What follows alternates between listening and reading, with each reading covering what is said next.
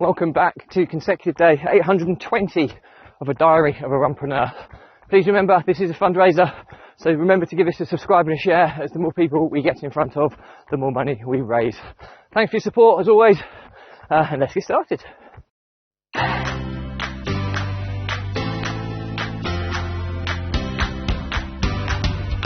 So, consecutive day 820 of a diary of a runpreneur. I'm still here in the beautiful Winterswijk in the Netherlands, which is on the eastern border next to Germany of the Netherlands. And we've been at a Euro camp holiday, which has been a really active family holiday where we've done lots of cycling, swimming, raft building, hut building, ghost tours, dancing, you name it, we've done it, go-karting, and we're just going past the beautiful Slingplas, which is this beautiful lake and man-made beach here, which was where we were building our rafts and swimming earlier in the week. And today's episode, I just want to summarise the holiday really, because I always talk about running in places, and I haven't really talked too much about running in the Netherlands yet, but I have to say it's probably one of my most favourite places to run. And the reason for it is, firstly, it's pretty flat. Secondly, it's beautiful, and I don't think, it's not like you've got mountainous scenery and sea views and that type of thing, but it's quite quintessentially Dutch in that it's flat. You see these beautiful fields and cornfields and windmills in the distance, and it's just, there's an air of tranquility about it. It's like being connected with nature. You don't get, it's hard to explain. I run in a lot of beautiful places, but I feel I've connected more with the Netherlands in that regard.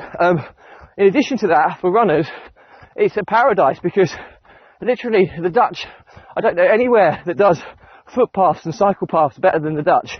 And that we're running through lakeland, woodland here, and there's a path to run on. You go in the most bizarre, discreet places, and there's always paths and cycle paths, and there are roads that are just for cyclists and runners, and cars have to give way to you, and it just promotes a much more active and healthier lifestyle because they've built the infrastructure around cycling and running, which are probably two of the most, well, running is the most popular sport in the world, and cycling probably not too far behind. So that's another huge reason. And finally, the Dutch people, they're very friendly, they're lovely people to be around, and I think can be quite direct, but you know what? I like that about the Dutch people, and I also like the fact that everybody you run, whenever you run past people, they always say hello. And I did I think I mentioned this in a previous vlog, like hello is hello in Dutch, and the kind of way they say hi is hoi, and it sounds a little bit like oi in English, and it almost feels like, oh, they're saying oi, have I done something to offend them? But they're not, they're just saying hi, and it's everybody will say hello or hoi to you as you run past, which is nice.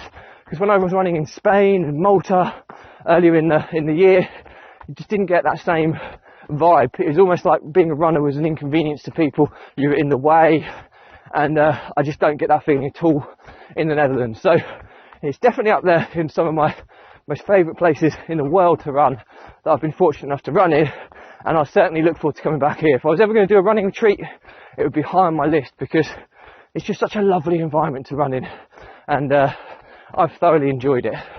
So anyway, that's going to be pretty much it as a summary of running in the Netherlands. But before we finish, I've got my eldest boy Leo with me again today, and I'm just going to ask him what he's enjoyed the most about the Netherlands. So what's been your favourite part about coming to the Netherlands on holiday?